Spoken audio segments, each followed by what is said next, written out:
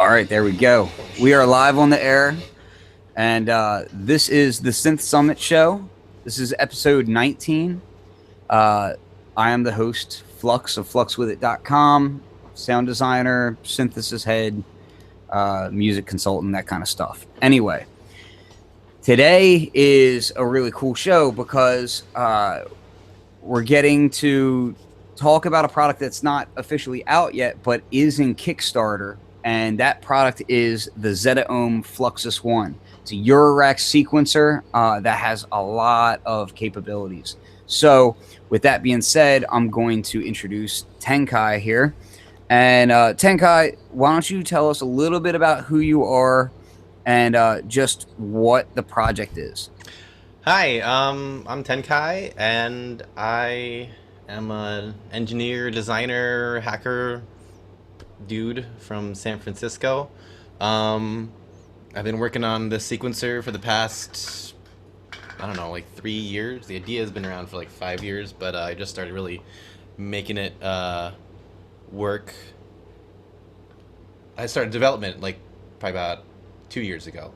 Um, and yeah, I just got into Eurorack probably around the time I started thinking about this device because I started building it because I needed a sequencer when I first started working with modular. My first module was the Macbeth Micromac. I kind of went all out for my first module. Spent $1,800 on this massive Moog ish recreation, and it's still the most amazing sounding module I've ever used.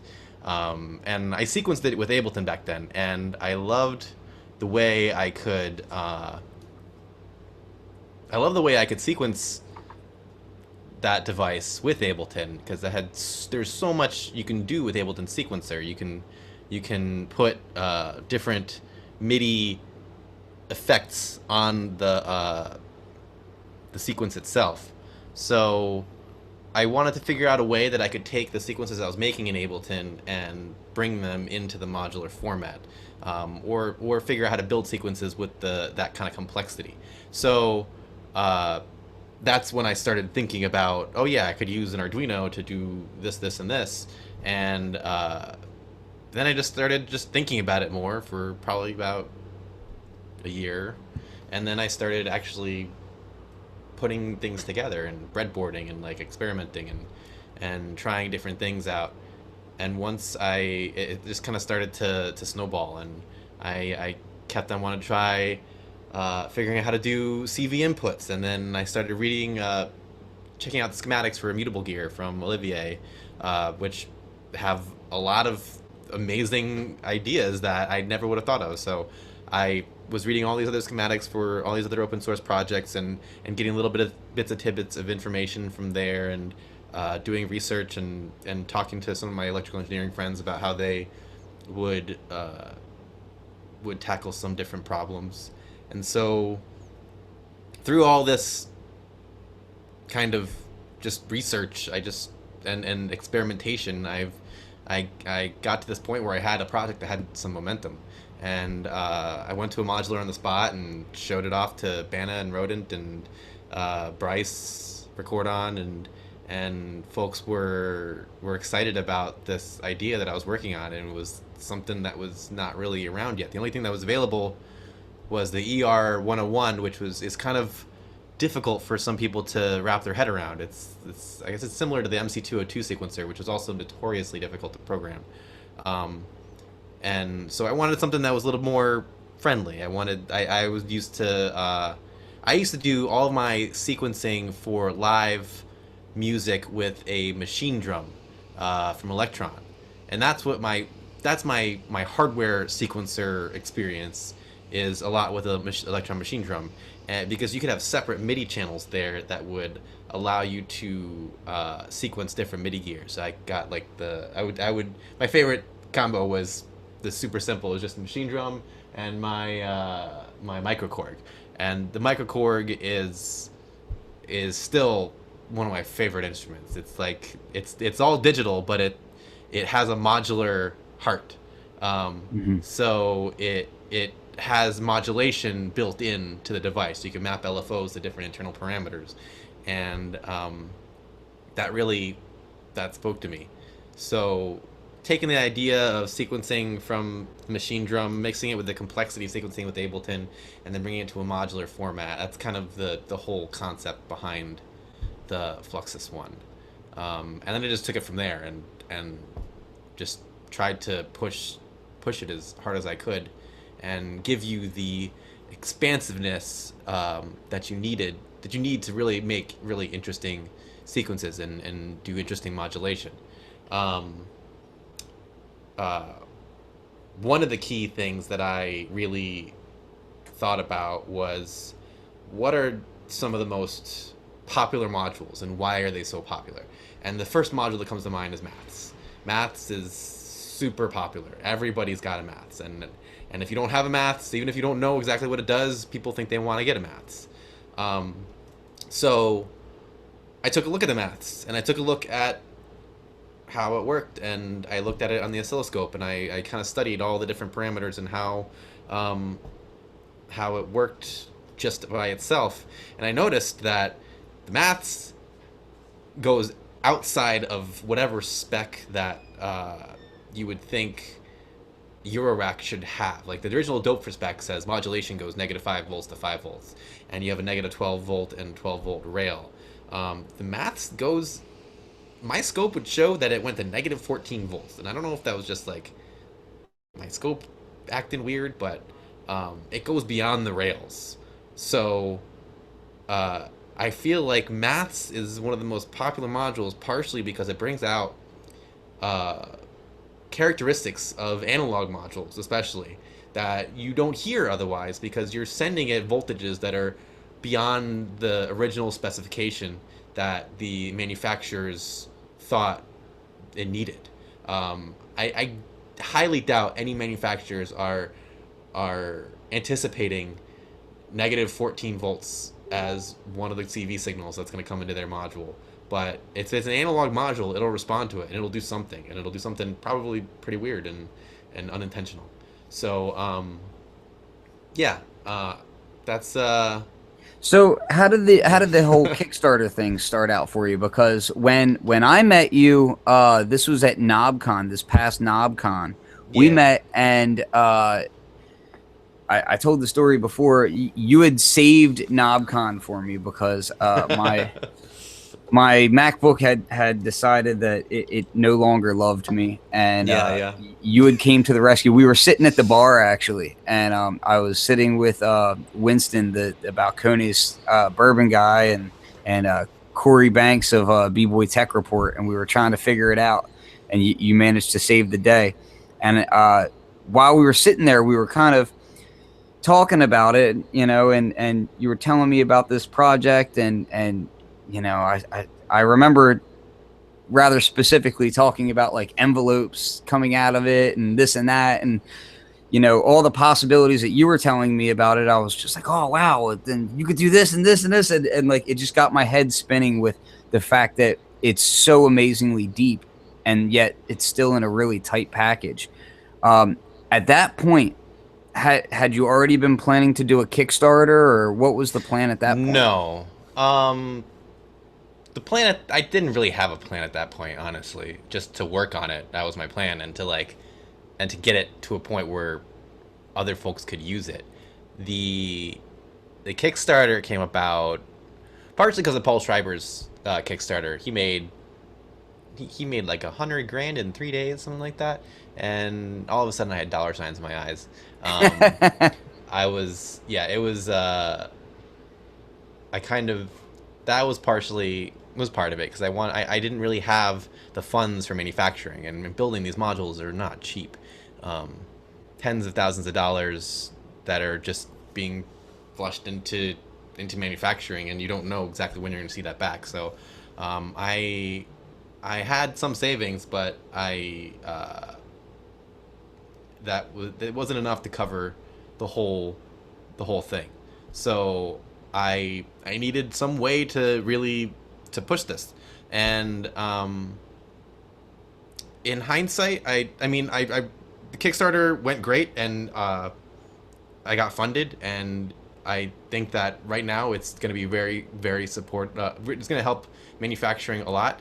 But the modular community is not as resonant with Kickstarter as I had anticipated more recently. Before, like previously, when I talked to you, I was really not thinking about doing the Kickstarter because there was very few examples of modules really succeeding on Kickstarter. And I think, I mean, my module definitely succeeded on Kickstarter, but I think that the modular community and Kickstarter kind of aren't like super friendly with each other. Well, one thing I would say about that is that you're kind of downplaying it a bit, and I think we have to take a couple of factors into account. One, you're a completely new player to the game. Okay? Yeah. Which, with that being said, you were funded in less than a day. Oh no, it took a couple days to be. Or was it 2 days? It was less than a week. I know that. It was less than a week. Yeah, I don't remember exactly. It was less than a week. Completely hit goal, which is extremely impressive. And I think if you talk to the vast majority of people who've done Kickstarter in general, I don't think that that's always the case. No. Yeah, I think like 80% of Kickstarters fail. yeah. So just that alone, I mean, that's really impressive. Now, of course, we talk about Paul, and Paul is kind of Paul is an anomaly in and of himself, whether you're talking about Kickstarter or not. So, and his legacy with synthesizers is something else as well. So, that's true. I wouldn't say to anybody to be expecting $100,000 on Kickstarter. You know, I think right now it's at about 33 grand, which is extremely impressive, and that's gonna be real nice. I think I'm gonna be able to manufacture more than 200 units. I mean, it's gonna go through a couple different waves. I think I don't think I'm gonna do all 200 at once, but it's going to definitely it's enabled me to put it out there without having to take too many other loans.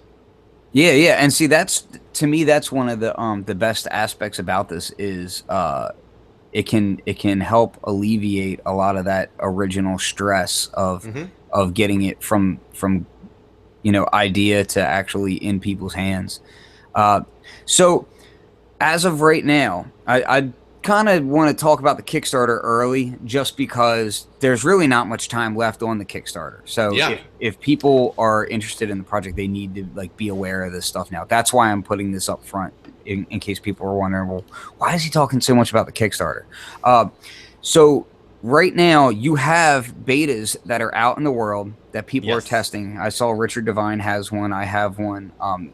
Kitty Spit has one. Been making some phenomenal stuff over there. So what are some of the challenges that you've been facing so far with your original idea and with execution? Are you running into any things that are surprising you? Yeah. Real quick, before I answer that question, Marco had a question in the chat, and he asked if production's already running. The buttons are already being manufactured at the moment. That was one of my longer lead time parts. I did a short run of 5 units with WMD, so I've done some verification of manufacturing with the design that I have, and so I've gone through a bunch of the problems that I was going to run into already, but I haven't done a large run yet. So as soon as the Kickstarter is finished, I'm going to be contacting WMD. I've already got stuff lined up with them as far as scheduling goes, but WMD is going to do my pick and place within the next month, and then I'm going to be doing the manufacturing after that. So all the through hole assembly stuff and final assembly by hand with some of my friends. Just to interrupt you, because that's what I do on this show a lot. The other thing about that was we had a phone conversation about this before, about how aggressive the timeline was. I was very surprised. I've been involved in a lot of projects like this before, And I was extremely surprised at the aggressive timeline, especially being a new company starting up. I mean, you're really aggressively going after it. Estimated delivery is July 2017, which is, Yeah, you I think know, I can hit that still. and that's really, I mean, that's soon. Like that's tomorrow. Like, Well, I learned a lot about design for manufacturing from working at Apple. I worked with a lot of the DFM teams, and so um, I kind of developed a mentality of using checklists and making sure that like I've gotten everything done that I need to do, and I've looked at a lot of my gating factors, like different parts that have long lead times and different processes which require a lot of forethought and may be roadblocks. So I mean, the biggest roadblock would have been the buttons. If the buttons didn't work, if the manufacturing process was problematic, then that could have set me back a few months because it just the time to spin up tooling and everything is a huge pain in the ass. But I got lucky, and these are the manufactured buttons, and they work and they look great and they look better than the buttons I made by hand. And so that was. and your wife will be a lot happier with that. Yes, she's not gonna have to help me silicone cast 200. That was one of my primary concerns. At NobCon, we had talked. And Tenkai said, "Oh yeah, she's gonna help me do these buttons and this and that." And I said, I don't think that's a great idea." I wanted to do them all by hand. I thought it'd be really nice. I mean, live in San Francisco, we have artisanal everything everywhere, and so I wanted to have that like handmade touch to it. You would have an artisanal slap upside the head eventually. Yeah, probably. It's I mean, making like 5 sets of buttons for beta units is one thing. When I did start making like a bunch of them at once, I realized quickly that oh crap, like quality control is much harder when you're trying to scale this kind of process. So I had some coworkers here. My studio space has a bunch of different people in here with a bunch of different trades. So I had all the tools I needed to make the prototypes here. I had an cool. Eden Objet 3D printer, a super high resolution 3D printer. I had a vacuum chamber to degas the silicone. We actually had the dude like down the hall had a bunch of silicone I could already use, so I didn't even need to go buy silicone to begin with. And so the vacuum chamber to degas the silicone once I've mixed it, and then a pressure pot, a heated pressure pot to cure it and make sure all the silicone gets into all the little crevices and it squeezes out the bubbles, and it cures it in like 20 minutes. So as opposed to 16 hours. Was that your first experience ever molding silicone? And yeah. Yeah, because that's not something that, like I wasn't taught that in Boy Scouts. I'm just saying. No. It's, I mean, I think a lot of people who like making jewelry and doing little crafts like that have experience with molding. Like art students probably have done molding before, but it was, I mean, I really enjoy figuring out a process to make something, and so it was definitely really iterative. I went through a bunch of different stages. I could show you some of the failures here. Yeah, definitely. So while you're grabbing that stuff, I just wanted to say again, at NobCon, where we were looking at this, there was an early faceplate, and the faceplates have kind of gone through different steps, different phases. Yeah, why don't you grab that too? I'm toying with his attention span right now. Yeah. You asked me another question that I forgot. So at NobCon, he had different faceplate on there, different mock-ups of the art for. I think this is the NobCon's styles. faceplate. So it was just like acrylic laser cut faceplate, and it was super thick, so it kind of just like stuck out from the device. Exactly. I think I had these buttons on there. They're like, these are 3D printed buttons, and yes, they're hard.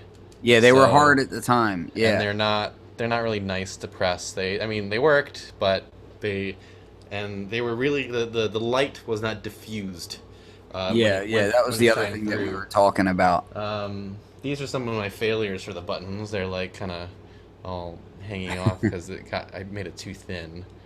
But basically, the way I did it was I made a mold. This isn't the actual one I did for the production one. But this is like one of the hard plastic molds. This is when I made a two-piece mold. So I made the top of the mold with this, and then... Oh, hello? Oh. Oh, we're here. And this is what the mold looks like. So I'd pour the silicone in there, and there was a top piece to this. And the silicone would go in there, and I'd kind of like spread it all in there and make sure it gets in every little crevice, and sandwich it together with the other part, and I'd stick it in the pressure oven. And yeah, it worked. So the other thing about that was Here's the bottom piece. I'm kind of gonna go on a slight tangent along those lines. The buttons have faces on them. Like the buttons do not. And and this is something that's going to come up a lot. Is people are going to say, "Oh, well, why does it look like this?" Or can it come without any kind of character to it? Can it be as bland as possible? And this, I never understand people that go down that road. But to each his own. The whole design of this thing is very unique. It's got its own art style to it, and the buttons. You were telling me a story about the buttons, so I kind of want you to pass this on to the people watching so they can understand where the concept of the spirits come from and what the buttons are, because I think it's a really novel approach, and it's the more you think about it, the more it's kind of like it can become a part of inspiration to create music with. The buttons were an idea that I had come up with when I first started thinking about an interface for this module. And I mean, obviously, the concept of the way you would interface with this module was using buttons, and like you got the matrix boot right there. It's a similar idea. It's like having a matrix of buttons, and when I just kind of like the idea of your instrument having character and having its own personality. And if you look at modular world, it's like every module has its own character and own personality. And even the ones with grayscale panels, that's a personality, and that is, you have a relationship with the image of that machine. And your mind thinks of certain things when you go to use that machine because of its simplicity or its complexity, or its just overt personality. And so I forget the exact story that I told you, but so we were talking about the birds. Like the original question came from, I was asking you about the birds for the channels, and the fact that it's different style birds on there and where that came from, and once you had explained it to me about basically it's like a navigation thing. Well, I mean, birds are... So when I was a kid, my pet his name was Mango. He's a peach-fronted conure. He passed away like 2 years ago. He impacted my life a lot. So partially this is a tribute to him. But birds are navigators. Birds can see, they know direction without sight. They have magnetic sensors in their head that they can send you in a certain direction. And these are all little spirit friends, and they all have... I put a lot of time and thought into each individual one, and the channels are the birds, and they help you choose which set of notes that you're manipulating, and the faces are the matrix buttons, and those are each individual steps, and they represent just different ideals of how you interface with music. And so, I mean, if you think that music is not a spiritual thing, you're fucking crazy. Sorry. And to me, it's like I wanted to bring as much creativity into this creative device as possible. and I feel like this inspires something. I hope. Yeah. I mean, the whole spirit thing, and just like the way that I tend to navigate through it's really cool because you can, and granted, this stuff is all subject to change because it's still a beta. It's still in prototype phase, at least for this. But Yeah. the hardware is pretty much set. You Yeah. know. So the hardware is set now. It's just a matter of getting the workflow at its supreme. But yeah, being able to select through, and then also you can go into the settings by tapping it a second time, and you can dive a little bit deeper. There is some menus on there, so some people might say, "Oh, well, what about menu diving, this and that?" Yeah. How do you tend to approach that subject? Well, if you don't like menu diving, there are a lot of modules that you are limiting yourself from using. I have attempted to make the menu diving as limited as possible. Everything is kind of at one level deep. So you're not having to dive through submenus of submenus. I think there will be some global settings which will be 2 levels deep, but that's a limit. Those settings you're not going to use very often at all. But I've tried to make it a very intuitive interface. And it's based on the Electron workflow.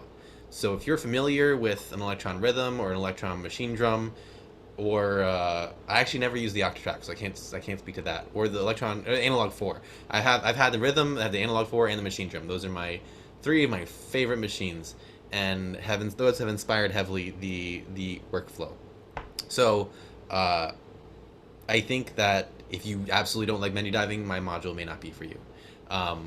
But I think if you give it a chance and mess with it, you'll see that it gives you access to some serious complexity that would be way more difficult to achieve otherwise. Like if I wanted to do this without any menu diving, I would need to have like 8 knobs per step. Like how am I going to do that? With a module that it would have to be 148 HP wide. Make module bigger. Do you want to, like, if you really wanted a bigger module, nobody would buy it. That's the thing. Well, if this module, like you said, if this module was to that point, you're talking about, you darn near, you would pretty much have to go above like 84 HP because yeah, it would be huge. It would be, and then you would drastically limit how many you could sell because it's it's going outside of that scope. So or it would have to be a standalone unit. I want a module that can be portable and that you can add to your portable rig without having to sacrifice a large quantity of space. And that's really important these days. Most people are using these in suitcases or have a limited amount of space that they can work with. And so I think I made a pretty good compromise for inputs and outputs and usability. And I think that before you really think about I'm sorry, the 140 HP yes comment just totally distracted me. Yeah, shout out to FSK. Maybe FSK may like I do. I mean, I would like to make a Fluxus 2 one day that has a lot more to it, but that's not my next module. Yeah. So I got right now. just to kind of dive in a little bit from my perspective, because I'm somebody that, most people know that I'm not a big fan of menus at all. But what I will say is that the way that the menus are handled on this, it's not that big a deal, because really what you can do is you select a step and then you can decide kind of which direction you're going. Like you can decide if you're going to go into your modulation settings for that step. You can decide if you're going to start adding arpeggiations, and it's pretty darn quick, and it's getting faster each time updates come as well. I could show you guys exactly what the menus look like. How dare you? So if you check out, Yep. I can't put the power cable on the mic. It gets all staticky.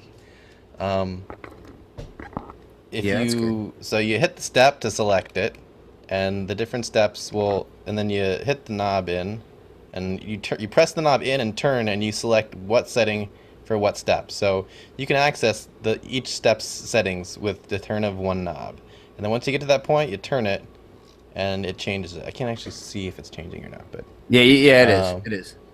so let's go to pitch And the screen here. is very legible Yeah, too. and I'm doing this backwards and reading it through my screen. Yeah, you don't Um, have to squint, like you don't have to get crazy close to it. Like honestly, it's very legible. So, and you hit the channel buttons and you get to the individual channel settings, and you could press the knob in and turn it and get to all the different CV mappings and the first and last step, and yeah. So it's pretty light there, and the tempo menu is like just shift and then page down, and then there's gonna be a song menu here, which isn't quite complete yet. Pattern select, you just hit the pattern select button and then press another pattern and it goes to it. So it's pretty simple. There's not much to the way it's not like I haven't some of the found other much modules I've seen. frustration on that level yet. There's been a few things where I was like, maybe try this, maybe try that, just to optimize workflow. But it hasn't felt, like it's ever a problem or it slowed me down creatively. In fact, the latest update that was just sent out, latest beta, I'm super excited about because that's got the, you can press to hold the step and change the pitch. Like that's. Oh yeah, the stop. I need that in my stop life. Step mode. Yeah, that's a lot of fun. I just sent that software to you, so you can load it up when you're done here. So they're asking about the gate value and gate how the value- ties work. No. So the gate value is how many steps long the gate can be. So let me see. You if I can go down see this to here. a quarter of a step. I have, yeah, so you can go down to it's in quarter step increments. So I can have like a point, it goes from a rest to point 0.25, 0.5, 0.75, 1. But there's also a gate type setting here. So if gate type is tie, then I think you need to angle it a little bit more towards us. There you go. I know it makes it difficult to see. Yeah, it's like if the gate type is tie, it will hold the gate open through the next active step. Like a 303. Like a 303, and I'm gonna have a tie and also a tie slide. Right now this is tie slide, but basically it would be a tie with it's a tie and it also turns glide on. Yes. I'm gonna go one step further with that, and one of the most unique features of my sequencer that I don't think I've ever seen anywhere else. I don't know if anybody else does it. It has a variable glide circuit. So what that means is that on the 303, the way that the slide works is that it has a inline resistor with the CV value, and then you have a capacitor that is switched, and it gets sent to ground. So when that switch is turned on, when that circuit's closed, when that switch is closed, the capacitor is in series with that resistor, and so the current accumulates in that capacitor before it gets sent to its destination. And so once that accumulates, then you have the full voltage. So that's what gives you that slew. What I do is, instead of that inline resistor, I have a rheostat, which is a digitally controlled potentiometer. So you have 256 values of resistance that I can choose from. So when you vary that resistance value, you vary the amount of current that is being fed into that capacitor at once. So I have a large value capacitor in there, large value tantalum capacitor that's like 6.8 microfarads, I think. And if you have just maybe set the rheostat to like 1, which is like 1, it would be, I think that's 1/256th of 10 kilo ohms. You'll have a glide that's like It's a blip. It's really short. Yeah, it's Yeah. super short. So it's just like instead of just an immediate change, it's a little bit of a hard nose. Mm-hmm. And then you can increase it all the way up to almost 5 seconds. So you can have a really like Really nice for drones and exactly ambient soundscapes and that sort of thing. And it like even just using that on a really like acid sounding oscillator like the Atlantis, like if it's going from high to low, it just makes it growl in a crazy way. And so yeah, being able to vary that actual slide circuit is interesting. So I started that tangent by talking about the 303 tie that I'm adding on here. But so I'm gonna add the tie and slide is going to be, the slide amount is actually going to be dependent on the tempo. So for the tie and slide, you could set the glide separately as well. But if the tempo is really slow, like if you super slow down your tempo, I'm going to increase the glide length so that it kind of matches up. Yeah, exactly. So your sequence will still be similar, and the sequence will be very oh no, sorry. You're time stretching the analog. Just exactly, say it. exactly. You're time stretching your whole sequence. That's a good way of saying it. The Heathcliff said that the future retro Mobius had something similar. It has a knob to adjust slide time. Yeah, so I've seen a couple. I can't remember any other ones that have adjustable. Well, actually, my Macbeth has a glide knob as well, and yeah, a lot of things have adjustable glide time with a knob, but I don't think anyone. And has these glide times are adjustable per step. Per step, yeah. So you can sequence it. So you can have a slow glide time and then a short glide time, and then you can like the Metropolis has an adjustable glide time, but it's not programmable, so you can't shorten it with each step. So I can have glide that's totally off, because that capacitor is also switched. So once you turn glide off, it's completely switched off. There's no slew at all. It's immediate, like 90-degree shifts. And so but yeah, programmable per step.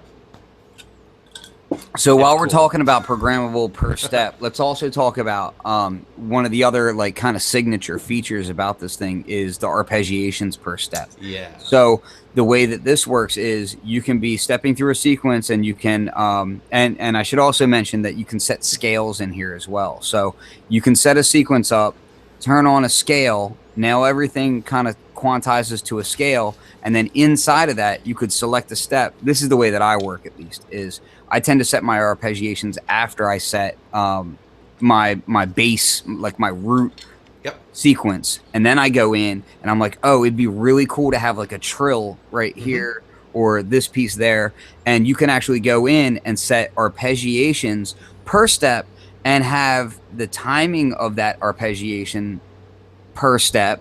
You can have the interval of that arpeggiation per step. You can really get deep on that kind of stuff. Yep. So tell me about how all this per step action is going on. When you make a change, when does the change take hold? Does it loop around and then it makes the change, or what? The sequencing engine reads the data when the step is executed. So if you're in the middle of an arpeggio and you're changing that's not, I'm like going through the program in my head right now. It might change. I have to get back to you on that one. One thing I do know is that like when you're doing modulation of the arpeggio, so all these arpeggiation steps are also modulatable, because you have 4 gate inputs and 4 CV inputs. You can assign these to each of those parameters, and you can, let's say, modulate the arpeggio speed with a CV input. So you can make it go from really slow arpeggios to really fast. And that's super interesting when you have a really long and slow moving sequence. You can instantly bring a lot of complexity into the sequence without too much input.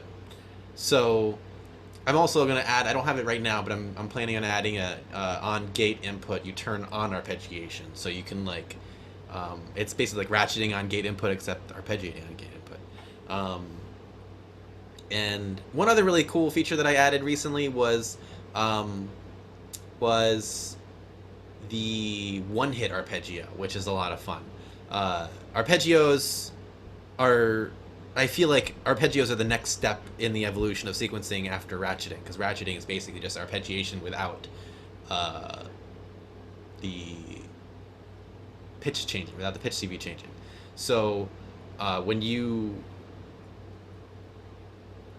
do arpeggiation, the gate fires with each note as the CV is changing. So if you do like a half speed arpeggio, where the arpeggio would trigger every half step, so it's basically double time from the original sequence, you'll have twice as many gates. But if you do a one-hit arpeggio, it'll just trigger the gate on the first arpeggiation, and each of the subsequent ones will have no gates, but the CV will change.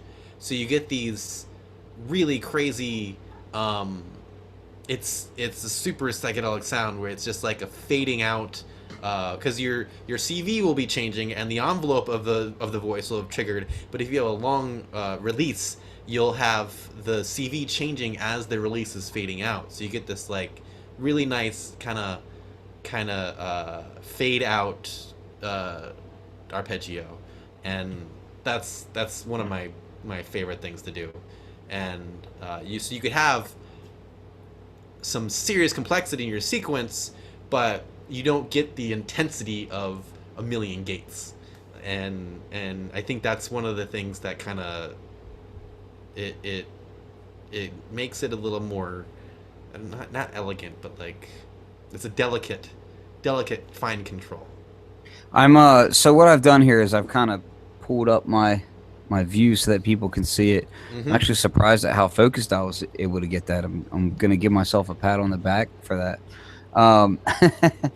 So yeah, I just wanted to show people how easy it is, you know, because we were kind of showing it earlier, but it was a little bit hard to see. But with this, I think people can kind of see it. The other cool thing about this is each channel can have its own individual clock divisions, which is really cool. So you can have something running in halftime, something running in double time, something running like, you know, on a weird in between, and you can get these really crazy like polyrhythmic patterns out of it by doing that. So and you have individual step length as well. You can kind of come in here and really get into some weird step lengths and doing just different things. And as you select buttons, you'll notice that, like, you know, they light up and start kind of pulsating. The color is a little bit hard to show with this type of camera, but you get one note I just want to throw in there is that I'm going to have a setting where you can adjust the brightness of the LEDs in the module. It doesn't have it right now, but it's super easy to implement. I got to get to the global menu settings that I have to implement. Personally, I think they're very nicely lit right now. Like that was never one of my. But if you go like outside, they're not going to be bright enough. And if you are in a really dark room, they may be too bright. So being able to adjust it is, I think, is a key feature. And I wish a lot more modules had that ability, but it's difficult unless you have digitally controlled LEDs like I have. One question I wanted to answer from Justin Mealy. So the ARP, is it per step such that a single sequence step can trigger multiple ARP steps? Yes. So you can, it's kind of like ratcheting. Yeah. Can you, Ken, can you go to a new pattern and yeah, so go to and again, pattern? I just want to clarify for everybody before I do anything on here. Know that this is very early beta software, and the end product doesn't look like this. So I just want people to know before I do this, because this global menu is all going to change, and you know, it's going to be very different. So I just cleared out the whole module. You have So something hooked. You don't need to have anything hooked up. I just show him the gate. The yeah, right now I marks. have it hooked up to like my Matrix Brute or something. Can you turn that down? Because we don't need to hear it. We Yeah, can I have it see off. I have it off. So just set one step. So turn off that other step. Yeah. So go back to the first step and turn on like a 8-step gate. And make that gate 8 steps, and then and hit play. And just so we'll see what it looks like. And so if you look in the bottom of the screen here, the LED lights up next to the output when that gate is firing. Rare. And so now set that to like a 1-to-1 step arpeggio. Just angle this just a bit. We can, yeah, there you go. That's good. Okay. You can even unplug that output. How dare you? What? Just do it, man. Here, I'll actually take this whole patch apart. There I don't ever remember what my patches are doing until I get back to them anyway. Yeah. So yeah, go to the arpeggio menu there. So if we go here, right, we can come down. First off, there's glide. You know, we were talking about glide. There's glide. Then you come down here and CV1 ARP. We can go to like up, down 1, up, down 2, random. So I'm going to actually leave it on. Oh, I think you're... It doesn't really matter. Go to... Make that like 1-to-1. I think the camera's refresh rate is keeping it so we can see the fast blinks. Oh, really? Maybe. Go make the speed slow. Make it 1-1. It's it's definitely blinking fast over here. Let me slow this down. There you go. So we can see. So now I have it on make half. it 1-1. Make it 1-to-1. So if it's 1-to-1, it'll trigger an arpeggio on each actual step. So that's the same speed as the sequence is going itself. So there you'll have 8 steps that are triggered in a row. And then right now it's unison. So if it's 2 octaves, it'll go between 2 octaves of the same note. But when you add an interval, it starts arpeggiating over that chord and over the number of octaves that are specified. And the type is up. I want to give you some more control over like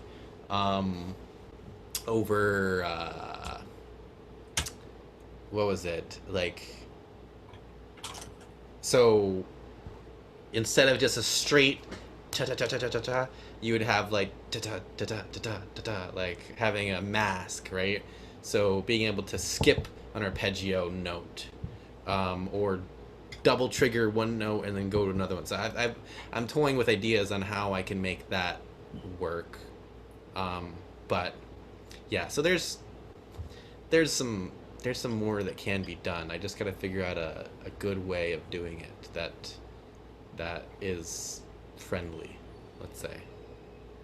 Let me see something here.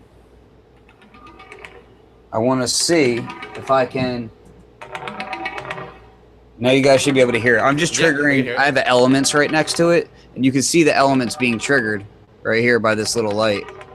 So this way you guys can kind of get an idea. Yep. So this is just, let me stop this. So again, it's just one note, right? But the arpeggiation is going up on an interval. It's augmented 2 octaves. So. And if you slow the sequence down significantly, if you make it super slow, put your tempo down to like 20, and you make the arpeggio go at like 1/64th steps, you can add 64 steps per step. So like if you have every single step as fast as an arpeggio as you can make it with the tempo going slow, you can have 4,096 steps per sequence.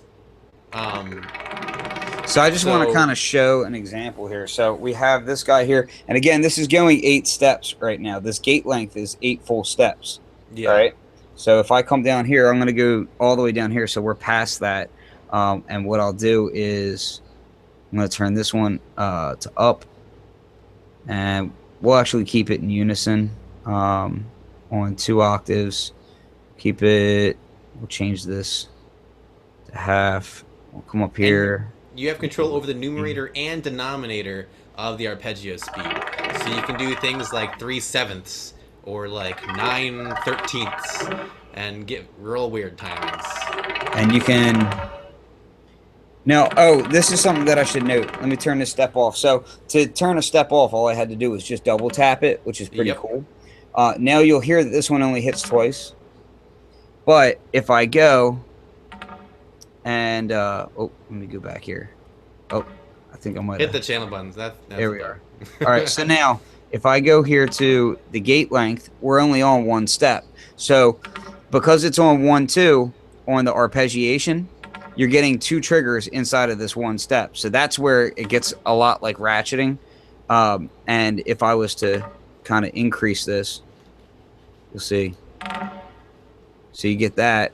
Now if I bring the gate length up a bit, we'll go up to 2. And now we'll go to 3. You see how it's going out through the 3 steps. So it makes it really cool to come up with some very strange patterns. And the arpeggios will overlap.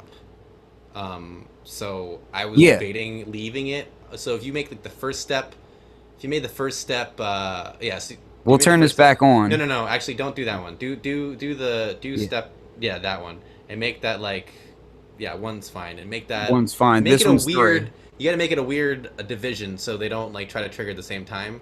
But if you do like maybe like 1/3 for that guy. Well, I think this is on 1/5. 1/5. So okay. We'll do like, yeah. We'll do a half step on there like that. Yeah. And then make that like 5 octaves or something, or make it Yeah, and we'll do a major. And it'll the two. Let's see what this is. So. And let's change the first arpeggio is going, and then the second arpeggio layered on top of that, and so you can these steps are like interfering with each other, so it gives it kind of a poly thing happening. It's a very strange way of handling the CV, but it lets you have a ton of happy accidents, that's for sure. Especially when you start sending it through like all kinds of reverbs and shimmers and stuff. It gets really cool. I mean, like even if I just turn up the space on elements, I mean, you get this, and then when it wraps back around, and like this one, we'll do an A. I should bring it up a bit. So just so people have an idea, there's just a single hit, and these two are both being arpeggiated. And if we want, we can kind of go into here and we can change, again, the clock division here. So if I want it a slower clock, or if I want a faster clock, slower. Slow it down like 1-1 so people can hear what that arpeggio sounds like. We'll do 1-2, and I'll turn on a scale. So let's do like a minor scale. And you can hear it quantizing it and doing some fun stuff. This is what I really like doing, is kind of playing with the scales as after I've already made a cool sequence, go in and kind of play around with these a bit. You know, so you can definitely make some really really interesting musical things really quickly. Now, I want to talk to you about some of the things that are not in the current version. Okay, so we're gonna get into some of the things that are coming, and I thought we didn't want to talk about those. No. Yeah, that's what we said, but I'm a liar, so it's okay. So what I wanted to talk about is so first off, for the inputs, all right, we've got, what is it, 4 gate inputs and 4 CV inputs. Now those can basically go anywhere in the sequencer. Like, why don't you go to the mapping menu and show them what that kind of looks like? How dare you put me on the spot? Yeah, so hit the channel button. Yep, here we go. Yeah. So here we are. So channel 1 mod configuration means that you can actually modulate. Oh, I should make the camera so that people can see what I'm doing. No, you can see it. People can see it. Well, that you could, but they can't. Oh. Don't speak for the people. I guess I'm not looking at the video. So anyway, is this all forward? You guys can read this, or is it reversed on the screen? Oh no, it's mirrored on mine. That's why I'm asking. I think it looks. I can see it. Okay. So anyway, so we can actually modulate like gate length, intervals. I'm gonna change this. actually, you know what? I'm gonna do this guy here. Yeah. So we can do, the interval on here by gate 2, or actually we can do, we'll do gate 1 so that I'm not too confused. And I think I have like a looping envelope in here somewhere. So here we go. Take these out. These things kind of do their thing. If it's going to. I don't know if gate invert is working properly right now. Anyway, so we have, but basically what we can do here is we can scroll through and set up your modulations, but yeah, I mean, this is for all sorts of different stuff here. ARP type, speed, octave, interval. So if you want to change your ARP interval, you can do it right from a CV point, which is really freaking cool. Let's see if I have I'm not trusting that the way that this is set up right now. I didn't set anything up beforehand because I'm not prepared for anything ever. One feature that I'd like to talk about is I would like to, instead of just having the gate input and CV inputs as the modulation sources, actually allowing you to use any of the gate or CV outputs as modulation sources. So have basically a mod matrix inside. Well, yeah, kind of. So like I could modulate ARP speed with the output from the LFOs, right? So CV1B and all the B CVs are LFO or modulation outputs. So it would be pretty simple for me to make an internal routing so that you can use those to modulate any of the internal parameters, or modulating like pitch transposition with the pitch outputs, or randomizing pitch on channel 1 when gate is high on channel 3, or things like that. So you don't even need to patch anything. You'll all have automatic modulation going on, and you can free up the external inputs for other tasks. I also like that it can show you what notes you have selected as well. So if you're curious as to what's going on with your sequence, you can actually go to this screen and you can see that I have A here, G here, 1C here. Yeah. So you can kind of go through and check it out. That's going to look a lot better. Yeah. Threw that together and so that page is still so super beta. I also wanted to explain a couple other quick things. I'm going to skip past this after I say it, so don't dive into a tangent. But just be aware that you have your gate output, your pitch output, your CV output, and then you have a second output as well. Now, we'll come back to that in a second, but what I wanted to ask about was the fact that something very strange that the sequencer has that most don't, most Eurorack don't, is you actually have mini jacks here for MIDI in and out. Can you talk to us about your plans about the MIDI? So MIDI right now is for sync only. It works for sync only. I have plans to make it. I would like to, each of the 4 channels, I would like to send MIDI output for channels 1 to 4, so you can sequence MIDI gear with your Fluxus one as well. The MIDI input will also be for internal sync, so for syncing to drum machines and things. So one of the things I love to do is sync my rhythm and use that as the master clock to drive the Fluxus one. That works right now.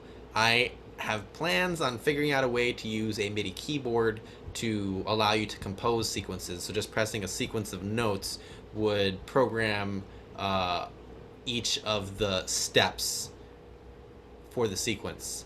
So there's a lot of things I could do with that.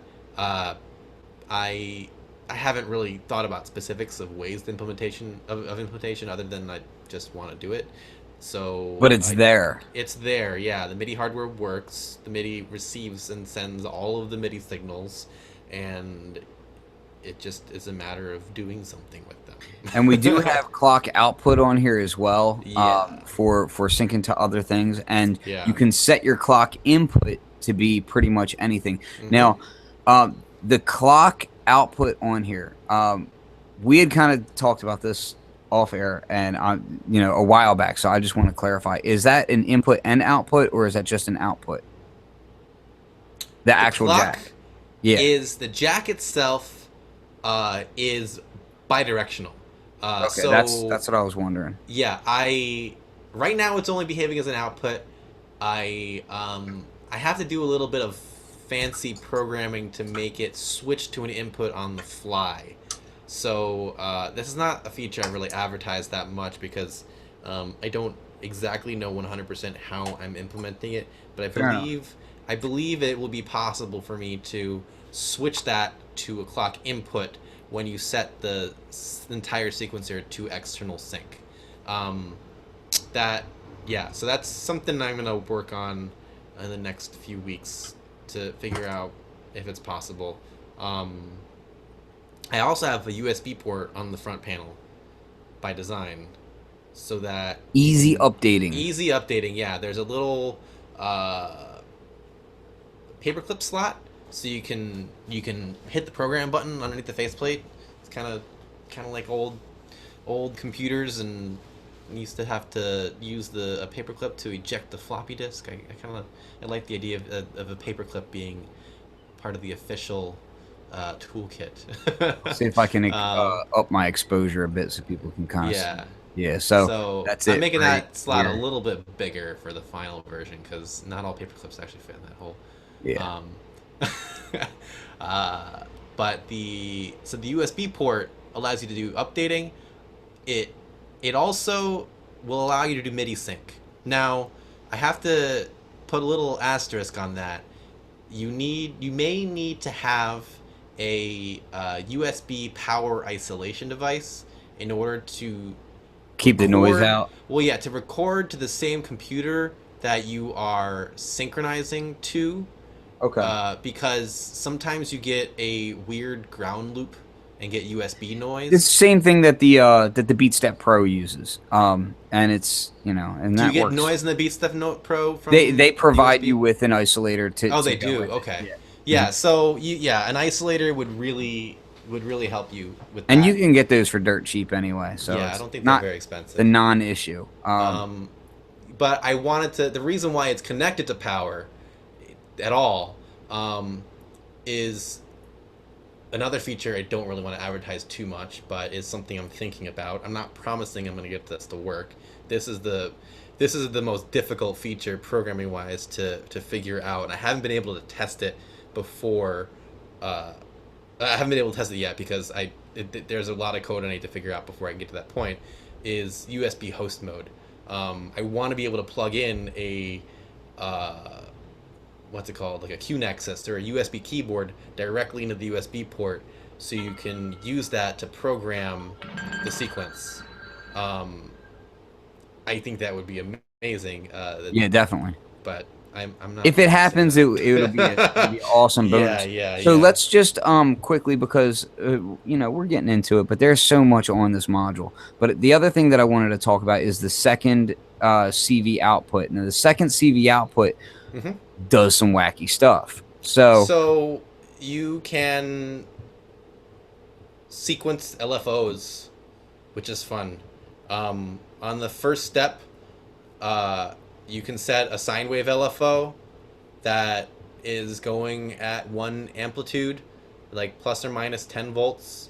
That's the maximum amplitude for the LFOs. And then on the 8th step, you can change it to a square wave LFO that's going plus or minus 5 volts at a totally different frequency. I will be adding phase in there as well, so you can phase the LFO, and they're not tempo synced at the moment. I will give you the option to tempo sync them. I was just about to go there. Yeah. So yeah, it's I don't know any other way besides like modularly connecting LFOs of sequencing LFOs of that nature, and it's a lot of fun because you can. It really. And again, this is all per step, so you can have an LFO, then have it jump to a static voltage point and then have it jump to a different style LFO and back, and Yeah. And if you have a really slow sequence, like if you set the clock division to be like 12, which is like 12 times, each clock is 12 times longer than the internal clock, you can have a really long sequence that does a lot of crazy things. And having a different LFO, like one thing I really like doing is just the classic, you have the first sequence modulating the pitch CV, and then the secondary CV is hooked into the filter cutoff modulation. That's what I do a lot. You have like I use that on the Atlantis. It's the SH101. It is the quintessential They just go hand in hand. sound. Yeah, so you modulate the LFO on top of the envelope that it's working with I'm sorry, you modulate the filter on top of the envelope with the LFO, and if you have a sine wave LFO going, you'll have one feel for the sound, and then you switch to a square wave LFO much faster, and it gets the sequence becomes completely different, and it's a lot of fun.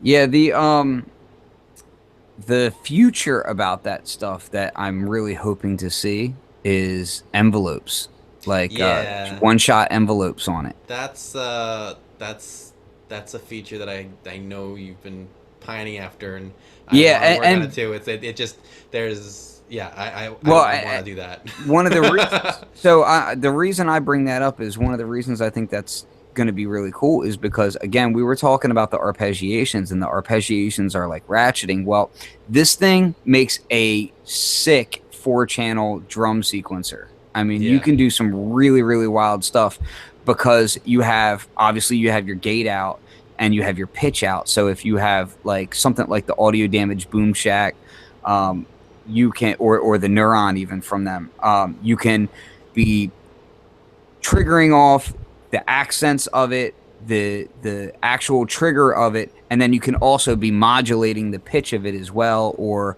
some kind of timbre aspect on it, which is really, really cool. And you can do it all per step and make all these weird variations happening. So as a 4-channel drum sequencer, it's pretty ridiculous already.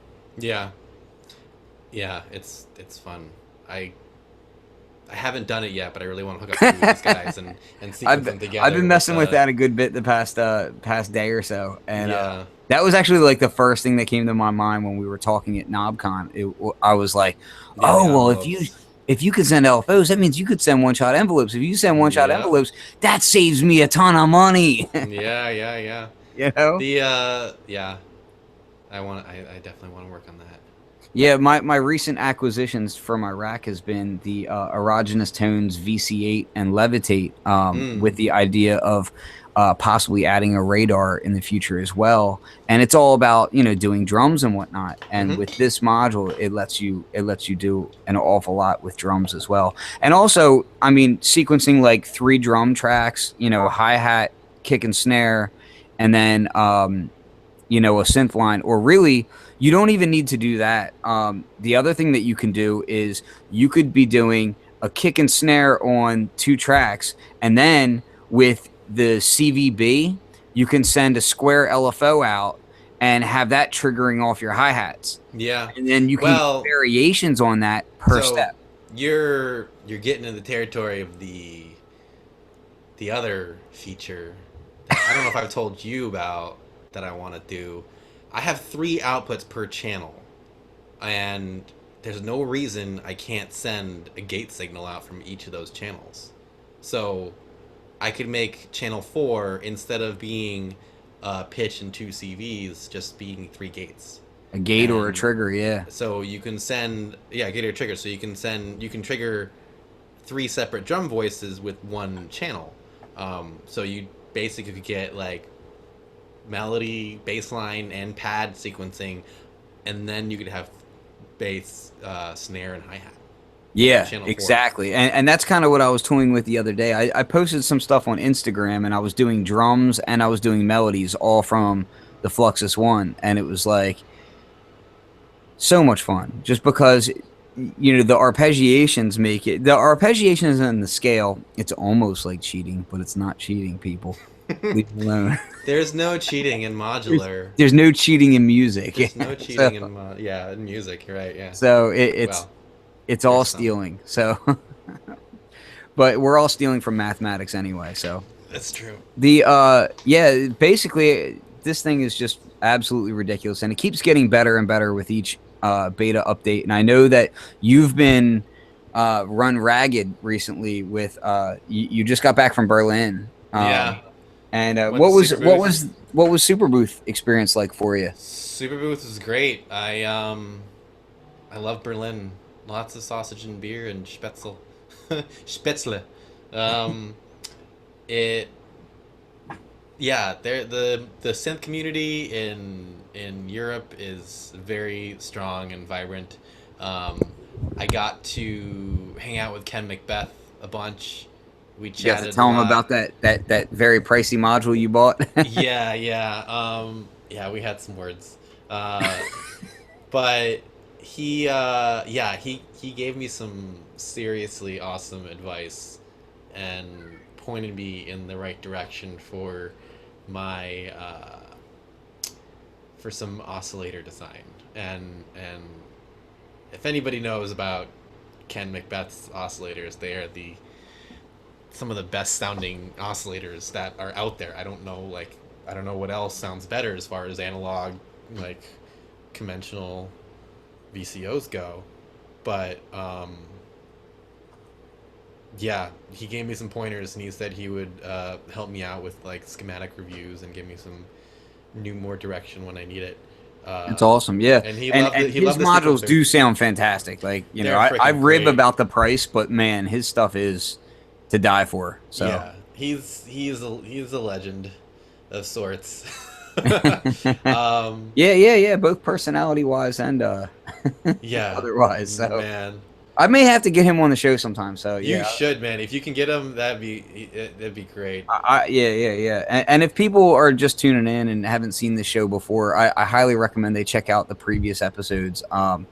This show is kind of a spin-off of a previous show that I had called the Producers Hangout. So I've had we did I think 38 episodes of the Producers Hangout before I started this show. And this show and Beat People and the Producers Hangout were all kind of interrelated. But yeah, I've had everybody from Stefan Stencil of Waldorf, Glenn Darcy of Arturia, just lots of different great people in there. And, I'm continuing that tradition on here with an upstart. So yeah, I've been really excited about this module and seeing it kind of go from a brainchild to buttons that your wife doesn't have to make is a wonderful man. thing, and she's extremely supportive. So I Oh give yeah, ultra yeah. thumbs up for that. We are all in. This is like, this is gonna be our life. Yeah, well, hey, it's gonna be interesting. That's for It darn is our sure. life now. Especially with how amazing, and how deep this stuff goes. So as this project progresses, I'll definitely be keeping everybody updated beyond just the Kickstarter. So the Kickstarter has how many days left? Oh, it ends on Saturday. Okay, so the Kickstarter ends this Saturday. Yeah. So I would highly recommend it. I think the only, early bird is like $100 off. Is that? It's $100 off. It's $575. It is. There's only like 8 left, I think, of the early bird modules. So if you want it for cheap, get it now. I've been moving like 3 a day for the past couple days, I think, or since yesterday. So yeah, there's 7 left of the early bird module. And the once the early bird modules are gone on the Kickstarter, it's $649. For the retail price, it's gonna be a little bit more than that. Yeah, definitely worth getting in on the ground floor on that. 26 Yeah. HP. 26 HP. It only uses 200 mA, positive 12 and 50 mA negative. Yeah, it's pretty light on the power consumption. Which is it's funny because you know, I was talking to a friend of mine about that the other day, and we were talking about power consumption on these modules. And realistically, if you look at the vast majority of other digital modules out there, especially ones that have a lot of LEDs on them, that's really not a lot. It's not a lot of power. So that's pretty nice, and it's all open source compatible, and you know, you can, you know, like I said, you got the USB port on there, so you can plug right up, and as updates come, you know, people can check that out. Now, as of right now, I want people to understand this. As of right now, his site does not have a link to his Kickstarter, which is ridiculous. I understand, but keep in mind he's been in Berlin, and things have been busy. So I don't want people to. I'm focusing on development of the sequencer. Exactly. That so is my focused focus. on the right things. So trying to get this thing out in the world. I haven't been too great about marketing and pushing it out as much as I should. Let me ask a question about a feature. Yeah. So there's a feature listed on the site right here, and I wanted to ask about this. It says built-in tuner. Oh yeah. The tuner. Does it work on this one yet? No, the tuner I stopped. It doesn't work right now. But that's still planned? There is, yeah. So there is a awesome. DSP. So the chip that I use, the teensy chip that I use, has a DSP core in it, and I have a switch on the 4 CV inputs so that you can route any of those 4 CV inputs to the DSP audio input pin, and you can and so I run an FFT algorithm on that, and so you should be able to take the CV, or so the oscillator output, and put it right into the CV input, and you should be able to tune your modules with my module. I have a plan for an idea. I want to be able to map nonlinear oscillators. So oscillators that don't track properly, like the kind of like what Reactor can do. Yeah, like this guy here, the yes, Metasonics R54.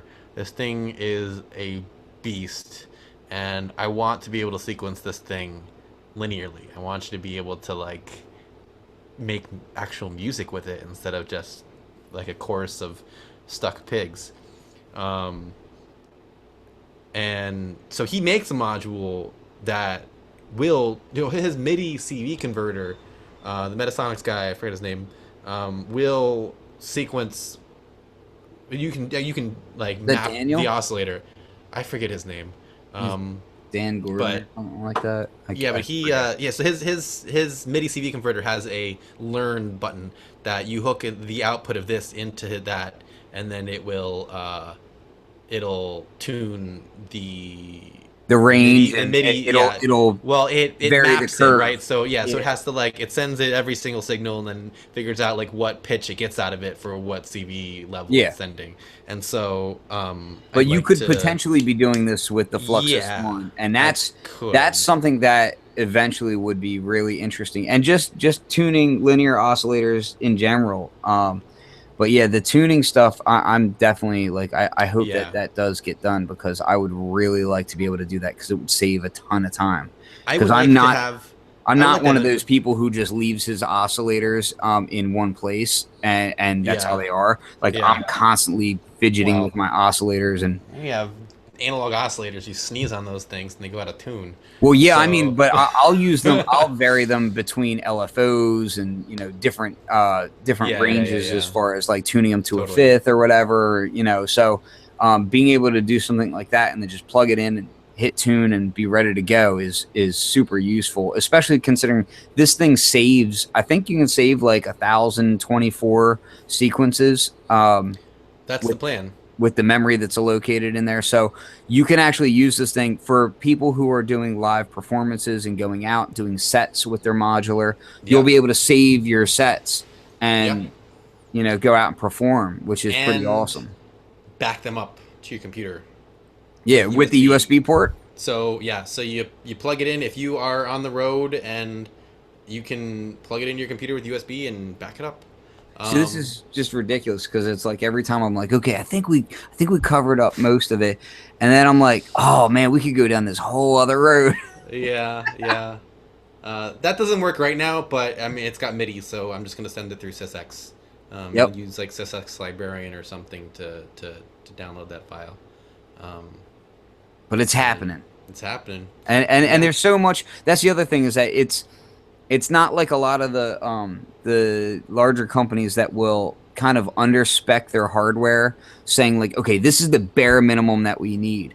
This thing is actually pretty overspec on the hardware side of things. Oh, it's where certainly you can overspec. Add so much more to it. So as you decide, you know what, I need to support this product longer, you can. Yeah, I mean that's easily with that port. It's got a 16-bit DAC that outputs -10 volts to 10 volts. It's actually, I'm trying to make it negative. Well, it is supposed to be -11 to 11 volts, but after manufacturing, I clamped that down to calibrate it. So instead of so the spec output is -10 to 10 volts, and so 16-bit range, you get a very fine tuning over that spread. And I use a Analog Devices DAC with super low noise. It's the gate outputs are all 8 volts, so you can more than enough. I was thinking about putting it to 10 volts, but I don't think that's really necessary. The Tempi output's 10 volts, but I think the 8 volts is plenty. Gate inputs will throw high over 3 volts, so it'll take any gate inputs. And CV inputs are bipolar 5 volts, so -5 to 5 volts will modulate over the spectrum. And so it's pretty, I think the specs are pretty good. All right, so we'll start to close up the show, because I've stolen you for a while. The one feature I want to talk about. The one feature that I think is most important to someone like Aphex Twin, who we were just talking about before the show, and who I actually have a line to get him one, which is pretty rad. So once I get this feature working, microtonal scales, and now everything is quantized to a 12-note scale, and I'm going to be adding Eastern scales, and the one I'm most excited about is Kalundi. And if you don't know about Kalundi, Grant Wilson Cartridge, he's the guy who started Reflex with Aphex Twin. Him and this guy Alexi Peralta, I think it is, they are big proponents of this scale called Kalundi, which is a non-linear scale, and so it doesn't have octaves and it doesn't repeat. And so but when you make music in it, it sounds cool. And the origins of these frequencies are all mystical and like chakra centers of the earth and stuff and wishy-washy, but it sounds good. And if it sounds good, I'm down. I've been trying to as I became more of an adult and less of an LSD user as a child, I've been trying to recently reconnect with my more spiritual side of things, because I'm an agnostic, and I'm not I'm pretty cynical about a lot of things. But I have some really good friends in the mod bap community, which is modular hip hop, basically modular boom bap, and so I'm going to be getting some crystals in here, and I'm so dead serious about this. Now, granted, yes, a lot of it has to do with the fact that I love the color green, and I want some green crystals in here. But but I've decided that yes, I need to start kind of getting back to a little bit of that. So yeah, some microtonal scales, some You know, it's a lot of atmospheric music. I've never gotten away from that, which is funny because as I've gotten away from some of the heady things from my youth, I never got away from like zoning out and just making weird noises. So, you know, who knows? But this thing, I don't know if it was your demo or Kitty Spit's demo. Somebody put something out recently where it was clocked at a pretty low rate, and then you were using the arpeggiations, and things were really kind Richard of Devine did through. one of those. You know what? You're right. It was Richard Devine's first demo. Yeah. And it really kind of spoke to me. It kind of reminded me, like, just, you know, of a lot of other things. And I tend to do some really slow sequence stuff with, like, I have the polar opposite of this sequencer would be the Synthertech Sequence 8, which I love to death. I'm not really familiar with that one. Is it it the little is- credit card size one? No. It's a little 8-step sequencer, and I'll just kind of show it because I have it right here, and it's actually running. This guy right here is kind of the polar opposite because it's a knob per function, analog sequencer that's very straightforward. And I just love it. Like it's absolutely it's just musical. It's fun to play with. It's very, very basic, but it does exactly, and it's got a little random on here too. And it's just really fun, you know?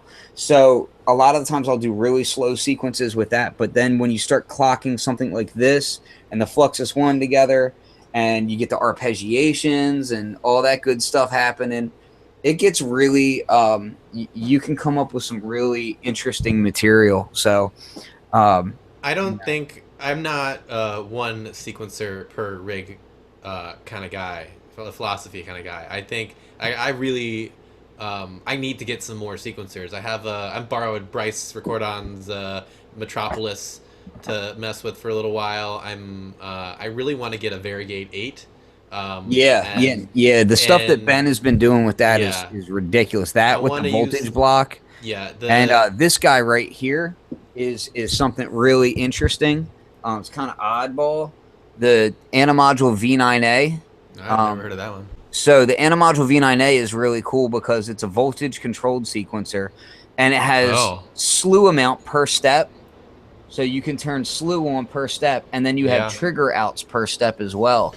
And you can just get some really unexpected sequences out of that thing. And it's really affordable too.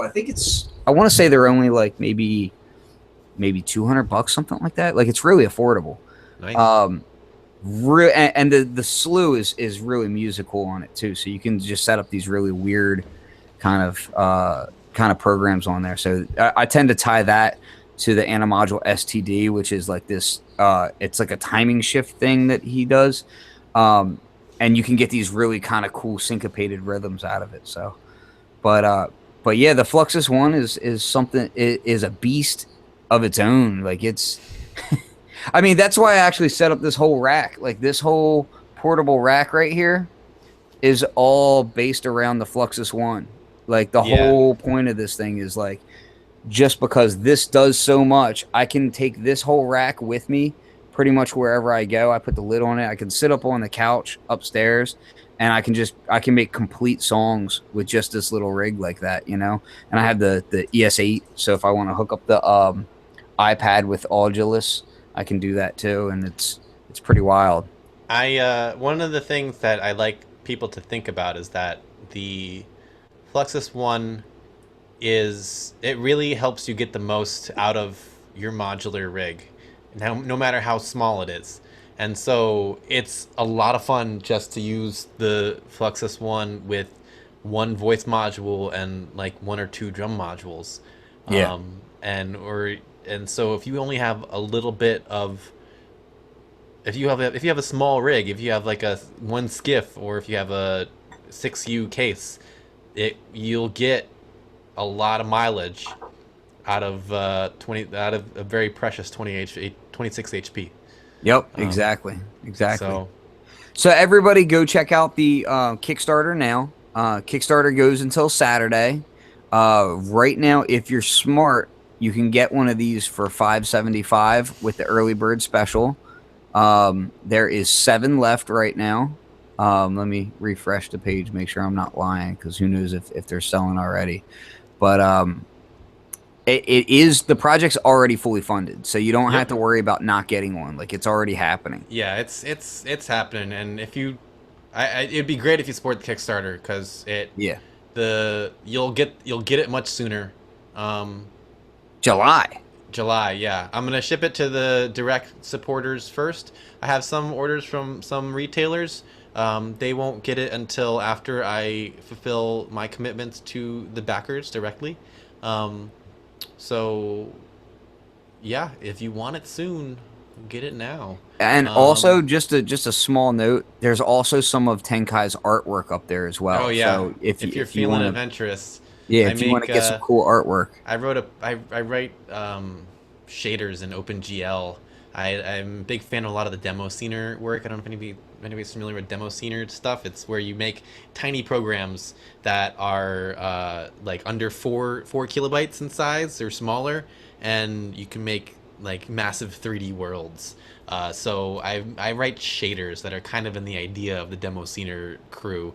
They're not quite that small, but I use an algorithm called fractional Brownian motion, which is an iterative implementation of Perlin noise.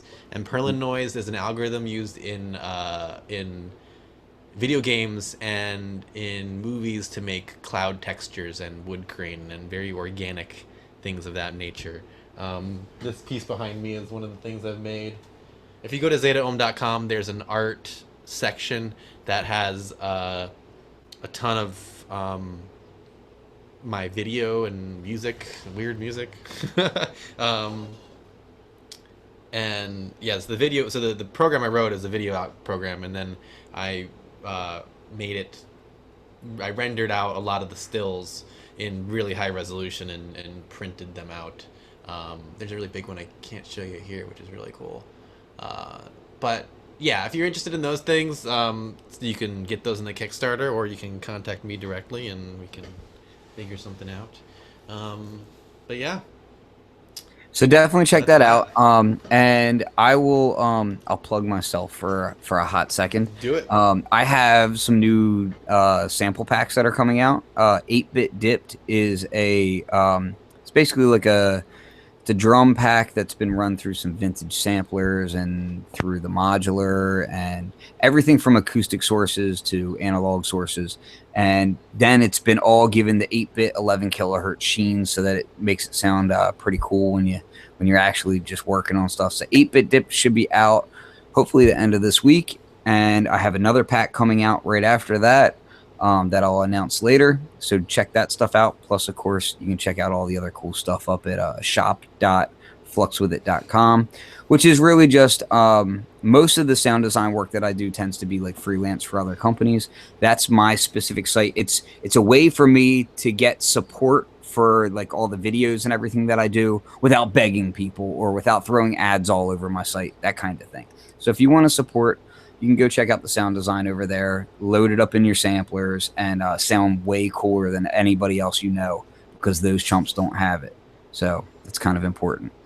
I will be having some more shows coming up very soon. I'm going to be doing shows on Audulus with actually the guys from Audulus to kind of walk through using ES8 along with like the iPad and the Mac. And I picked up the Surface Pro 2 so that I can kind of, I'm not a Windows guy, but I'm trying for everybody else out there so that I can kind of work with like Reactor and Audulus in the modular environment and kind of do some stuff. So we're going to do some tutorial live streams with that as well, which should be really interesting because I am no pro at Audulus, but obviously the guys who created Audulus are. So it should be really cool because I'll be learning and you'll be learning along with us, and we can do that. So again, ZetaOhm.com is the website you want to go to and check that out. And if you guys have any other questions or anything, feel free to hit me up on Facebook, Ken Flux Pierce. Hit me up on my website, which is fluxwithit.com. And obviously, you know the YouTube channel. So, and on Instagram, at Flux302. So I'm trying to get my Instagram followers up. So yeah, I'm mostly on Instagram. If you follow at ZetaOhm, that's where I post most of my stuff most regularly. Yeah, I'm definitely trying to get Instagram followers up. I don't post as many nudes of myself up there as I probably should, so I'll work on that. But yeah, definitely follow on Instagram. So, all right, everybody, thanks for coming and checking out the show, and stay tuned for next time. Yeah, thanks.